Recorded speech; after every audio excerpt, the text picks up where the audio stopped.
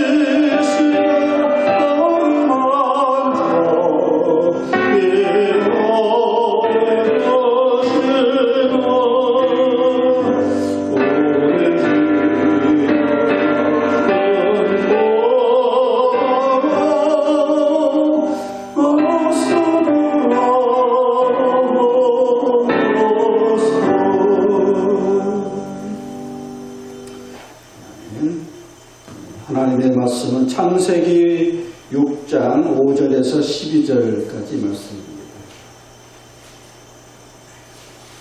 우리 한 절씩 교독하겠습니다. 여호와께서 사람의 죄악이 세상에 관영함과 그 마음의 생각의 모든 계획이 항상 악할 뿐임을 보시고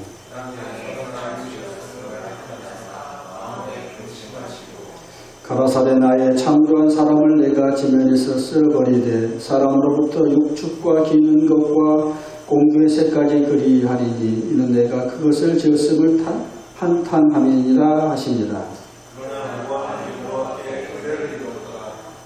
노아의 사적은 이러하니라. 노아는 의인이요 당대의 완전한 자라. 그가 하나님과 동행하였으며 그가 새 하늘을 낳았으니 샘과 때에 온 땅이 하나님 앞에 폐기하여 황포가 땅에 충만한지라. 하나님이 보시며 땅이 폐기하였으니 이는 땅에서 모든 혈 있는 자의 행위가 폐기함이었더라.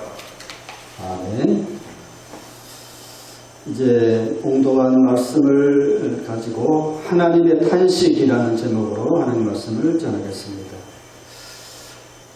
단테 신곡에는 지옥과 연옥, 천국을 여행하는 기록이 실려 있습니다. 그는 지구의 가장 중심 부분에 지옥의 제일 밑바닥이 있다고 생각했습니다. 지옥에는 사탄인 루시퍼가 갇혀 있고 사람이 갖고 있는 죄악의 질에 따라서 한층 한층 그 지옥의 깊이를 더하고 있다고 보고 있습니다. 그래서 7층에 가면 광폭하고 포악한 자들이 고통스럽게 형벌을 받고 있고, 8층에 가면 위선자들과 거짓으로 이간한 자들이 형벌을 받고 있고, 지옥의 가장 밑바닥인 9층에 가면은 배신자들이 고통을 받고 있다라고 이제 묘사하고 있습니다. 거기에는 예수님을 배신한 가룟 유다와 또 로마 황제 시저를 암살한 브루터스가 고통을 당하고 있습니다. 단테가 이렇게 이제 지옥의 가장 밑에 있는 사람을 배신자라고 했던 이유가 있습니다. 그것은 단테 자기가 당했던 그 고통을 이제 이야기한 거예요. 그러니까 그 당시 단테 당시의 역사를 보면 교황파하고 황제파가 막 대립을 했는데 교황파가 승리를 했어요. 그런데 그 단테도 일종의 교황파로서 승리를 했는데 이제 승리하고 나니까 또 교황파끼리 싸우는 거예요. 그래서 이제 거기서 밀려났어요. 동료들의 배신에 의해서 단테가 정치적으로 아주 이제 배신을 당하고 남의 나라에 이렇게 유랑하는 그런 신세가 되었습니다.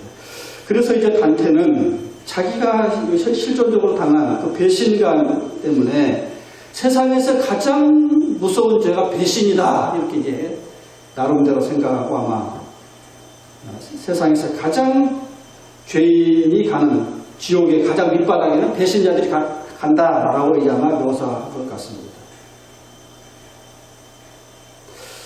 우리의 삶을 보면은 배신이라는 것은 참으로 우리의 가슴을 저미게 하는 사건입니다. 우리 그 배신의 역사 속에서 사람이 갖고 있는 자존감이 모두 무너지고 신뢰가 땅에 떨어지게 됩니다. 사람들의 고리들이 다 부서지고 파괴당합니다. 그래서 배신을 당하게 되면은 사람을 도무지 믿을 수 없고 사랑할 수 없고 마음이 다치지요. 그래서 함께하는 공동의 삶을 살 수가 없게 되는 것입니다. 그래서 배신이 무섭죠. 5살 난 소녀가 있었습니다. 이 소녀가 늘 예쁜 인형을 가슴에 품고 있었는데 어느 날 어린아이가 안고 있는 인형을 갑자기 난로 불 속에 그냥 던져버리는 거예요. 엄마가 깜짝 놀랐겠죠. 얘야 왜 그러냐. 네가 그렇게 애지중지 사랑하는 인형을 왜 난로에 던져버렸니? 어린아이가 말합니다. 내가 이 인형에게 여러 번 사랑한다고 사랑의 맹세를 수없이 했는데도 불구하고 이 인형은 내게 아무런 대꾸도 하지 않아요. 나는 이 인형이 필요 없어요. 이 등에 대해 좀 배신감을 느꼈다는 거잖아요. 배신의 역사는 특별한 사람에게만 해당되는 것이 아닙니다. 사실 우리 삶 전체가 어떻게 보면 배신의 역사죠. 사랑하는 부부가 서로 신뢰하지 못하고 많이들 깨졌는데 그 중에 하나가 불륜이잖아요. 내 사랑하는 사람이 어떻게 배신할 수 있을까? 좀 기가 막힌 거죠. 그런 거. 탕자의 비유에서 둘째 아들이 갑자기 어느 날 아버지에게 폭탄선을 하지요. 유산을 달라는 거예요. 아버지가 살아있는데도 말이죠. 그 마음에는 아버지가 왜 이렇게 오래 살아? 그런 이제 마음이 있는 거죠. 아버지가 빨리 죽으면 상수고 받을 수 있을 텐데 라는 그런 마음이 깔려 있습니다. 그랬을 때 아버지가 얼마나 배신감을 느꼈을까요? 기껏 키워주고 이만큼 자라나게 해줬더니 어떻게 그렇게 내가 사랑하는 자식이 그럴 수 있을까? 아마 배신감을 느꼈을 겁니다. 우리 하나님이 그러하시다 그 말이죠.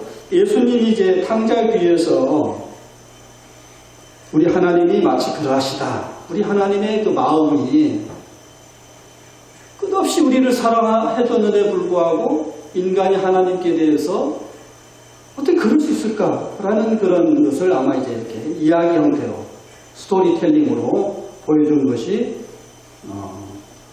탕자의 비유죠. 하나님을 끊임없이 배신하는 인간이 뭐 그리 사랑스러운지 하나님들 짝사랑합니다. 내가 너를 얼마나 사랑한 줄 아느냐? 내가 너에게 사랑한다고 수없이 고백하고 맹세하는 것을 기억하느냐? 나는 너를 구원하기 위해서 내 아들을 십자가에 죽일 정도로 너를 사랑한다. 하나님이 세상을 이처럼 사랑하셨다. 독생자를 주셨다. 이 말이 참 기맥힌 말이잖아요. 참 기맥힌 말이에요. 우리가 너무 막 귀에 너무 많이 들어서 그냥 한이 밖에서 감각을 잃었는데 이 말을 참 다시 음미하고 다시 의미해보면은 참 기맥힌 말이죠. 내가 너희를 얼마나 사랑할 줄 아느냐. 이처럼 사랑한다. 독생자를 주실 정도로 사랑하신다. 이런 거예요.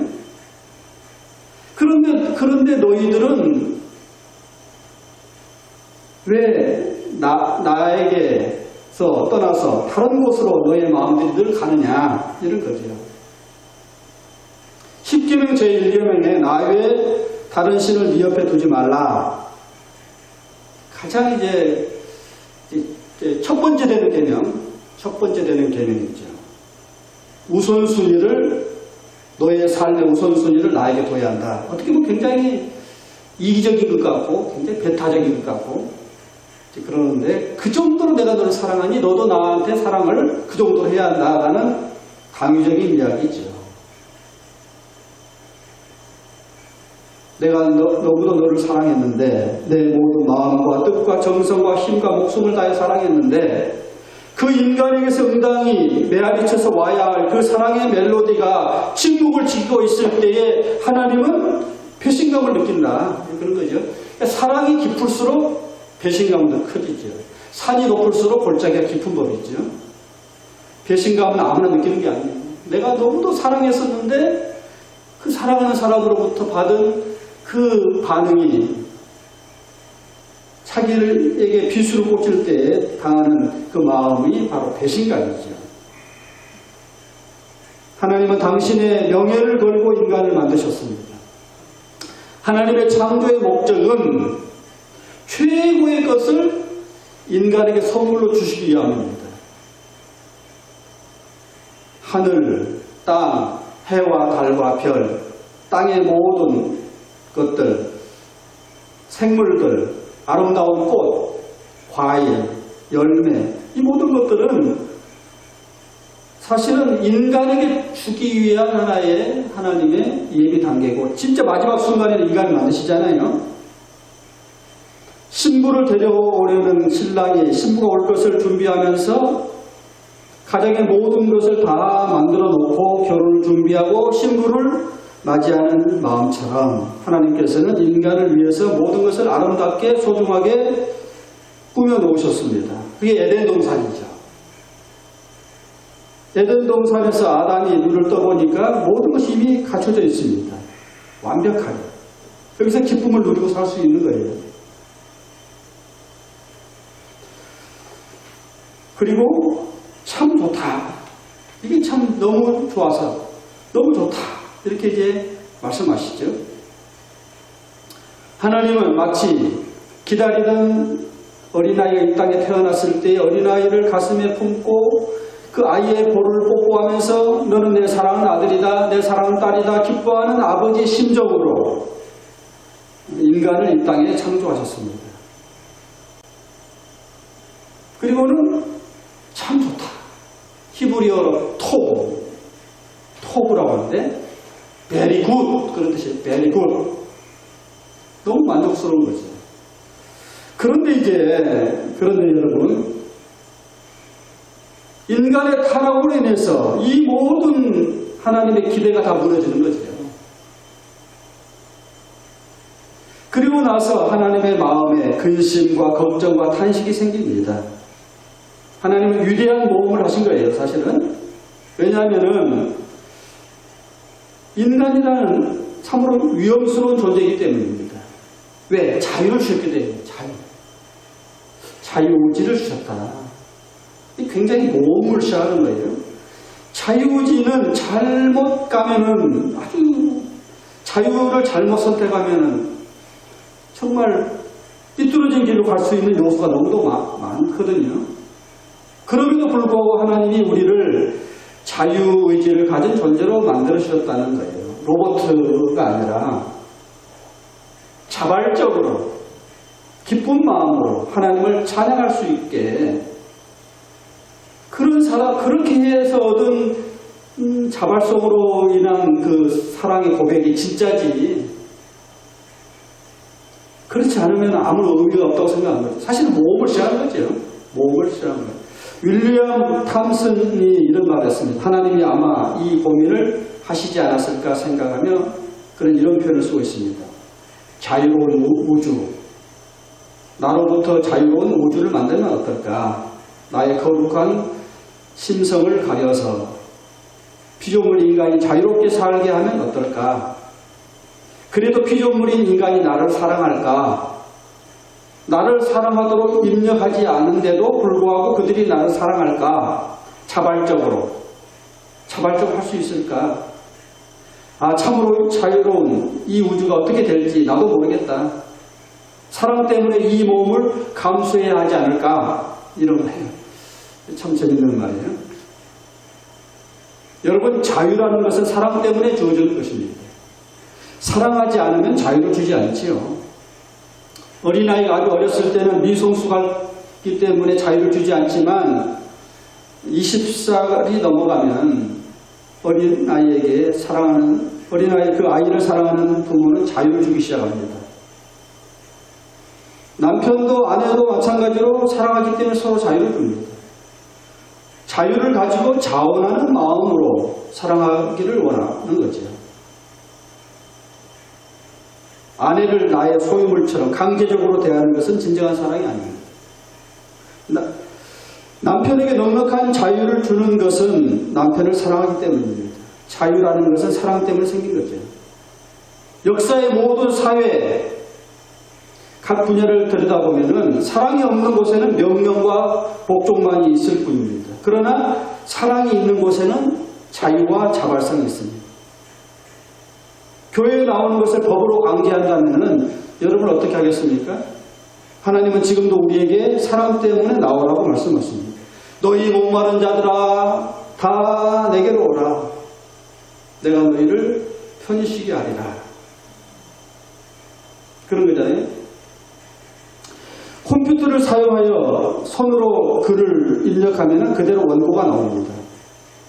그러나 컴퓨터에 바이러스가 들어가면 파일이 손상됩니다. 사람은 자유의 존재인데 이 자유로운 존재에게 바이러스와 같은 사탄이 들어가서 휘놓으면 인간은 아주 위태롭게 됩니다. 영이 파괴됩니다. 사탄은 우리의 마음속에 사랑하지 말고 미워하라고 말합니다.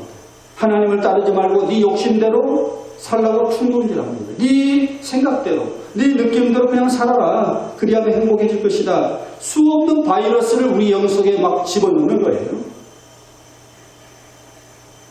하나님께서는 우리에게 자유를 주시면서도 그 속에서 하나님을 사랑하도록 인간을 하나님의 형상대로 만드셨습니다. 그래서 인간만큼 최고의 존재가 없습니다. 그러나 또 인간만큼 위험스러운 존재도 없지요. 때로는 천사처럼 거룩하게 살다가도 또 때로는 사탄처럼 악한 존재로 돌변하기도 합니다. 사람이 하나님을 반역하는 모습은 엄청납니다. 마치 비유로 말하면 주인이 개를 열심히 키웠는데 어느 날 개가 주인을 무는 것처럼, 또는 조각가가 아름다운 조각 작품을 만들어 놨는데 침을 뱉으며 조롱하는 것처럼. 그러나 하나님은 그런 자유조차도 인간에게 주셨습니다. 하나님은 배신하는 인간을 향해서 탄식하십니다. 인간은 단순히 한 번 잘못한 게 아닙니다. 아담과 이브가 불순종하고 선악과를 따먹었을 때 하나님은 말씀하십니다. 넌 도대체 누구냐? 가인이 동생을 쳐 죽였을 때 말씀하십니다. 네가 도대체 무엇을 했느냐?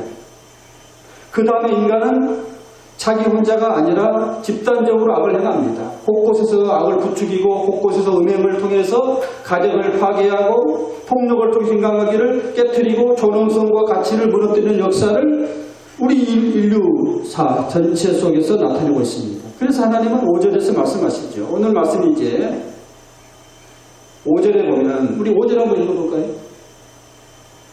5절 시작.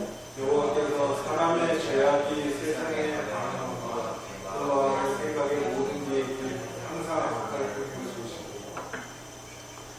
예.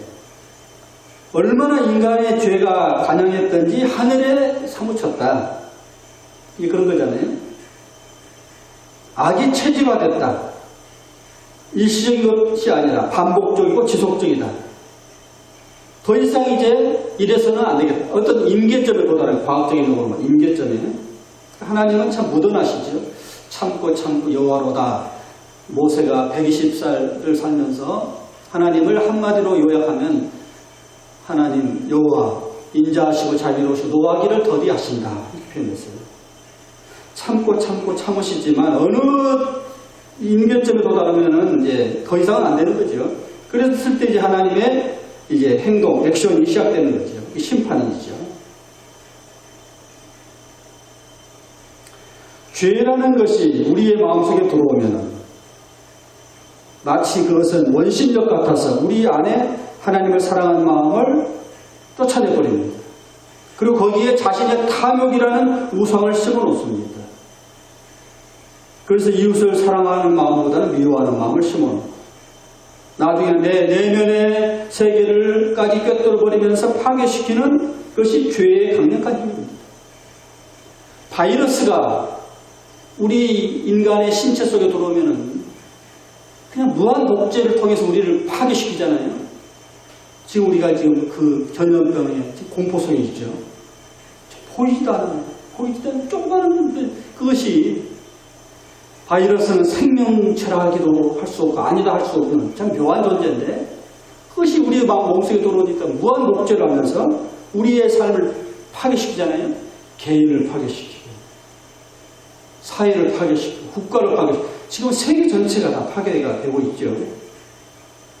마치 죄가 그래요. 죄가 우리 인간의 영혼 속에 들어오면은 무한 복제를 통해서 막 파괴시켜 가는 거죠. 죄의 삭은 사망이라. 어떤 점에 있어서 보면 죄를 하나님 심판하시는 것이 아니에요. 사실은 죄 자체가 우리를 파괴하는 거죠. 예컨대 의사 선생님이 환자한테 이렇게 하면 안 됩니다. 이렇게 하면 건강을 해칩니다. 큰일 납니다. 이렇게 말할 때에 그걸 잘 들어야 하잖아요. 근데 그냥 그 의사 선생님의 말을 그냥 우습게 보고 막 반대로 막 살면 우리의 몸이 완전히 우리 병에 의해서 완전히 망가지잖아요. 그러니까 의사 선생님이 우리를 심판하는 게 아니에요. 사실은. 그죠? 의사 선생님이 우리를 심판하는 게 아니라 의사 선생님은 이렇게 되면 이렇게 된다는 것을 그냥 가르쳐 줄 뿐이죠. 그러니까 하나님 우리를 심판한다고 생각하면 안 돼요. 하나님은 이렇게 죄를 지으면 너의 삶이 완전히 파괴가 된다. 이렇게 말해줄 뿐이에요. 그러니까 우리가 자꾸 하나님이 심판한다 그러는데 우리가 지은 죄가 우리를 심판하는 겁니다. 죄는 마치 바이러스와 같아서 무한복제가 되어서 우리를 파괴시킵니다. 그렇기 때문에 하나님이 너무 그 모습을 보고 안타까운 거죠. 탄식하는 거죠. 구약에 보면 수많은 예언자들이 하나님의 말씀을 어기고 타락하는 이스라엘을 보면서 저러면 안 될 텐데 저렇게 되면 망가질 텐데 하는 그런 어떤 걱정으로 하나님은 당신의 종을 통해서 수없이 경고하시죠.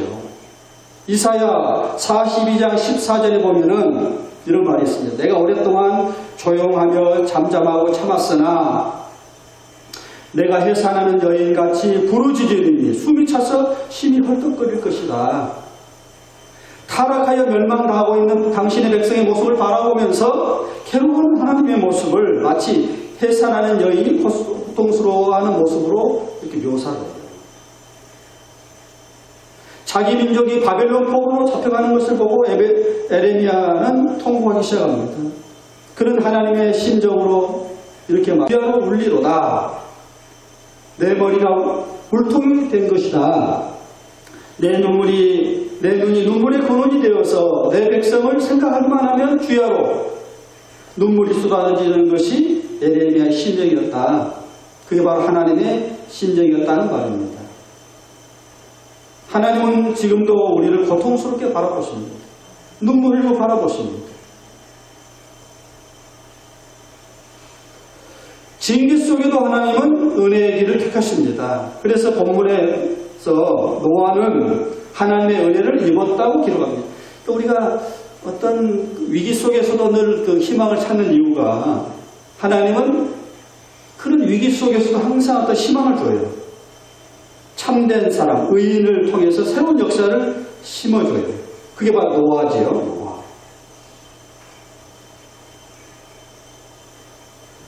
죄가 마치 바이러스란다면은 그 바이러스를 막을 백신이 필요하지 않겠어요? 지금 우리가 지금 코로나가 막 엄청나게 불어나고 있는데 백신이 빨리 나와야죠. 백신만 나오면 이제 잡혀가는 거죠. 그런 식으로 볼 때에 우리의 죄가 바이러스란다면 예수 그리스도의 십자가의 보혈의 피가 바로 백신입니다. 우리 기독교의 메시지는 정확합니다.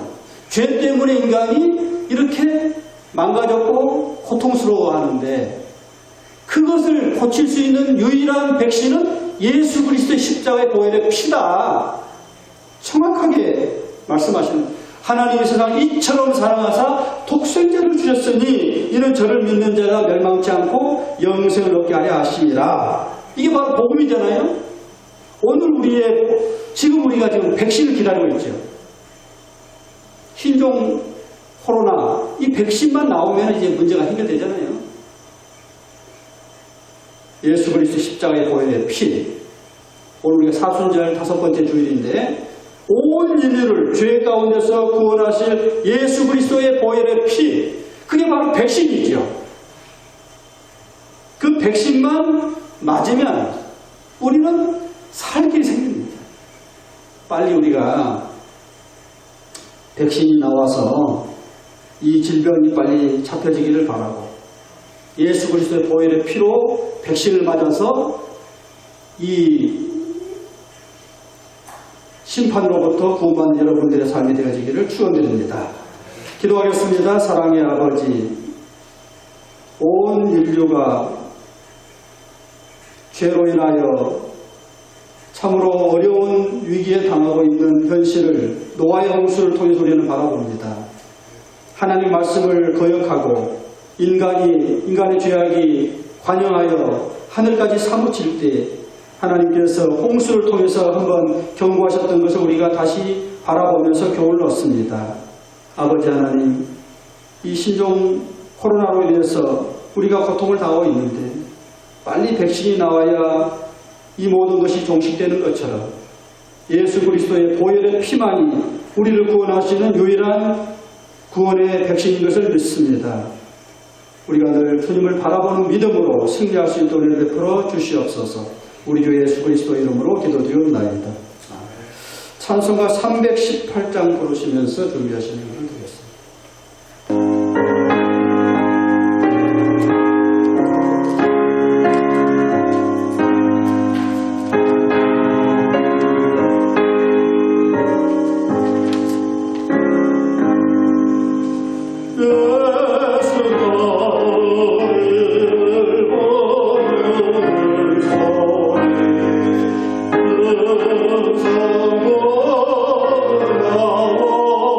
Oh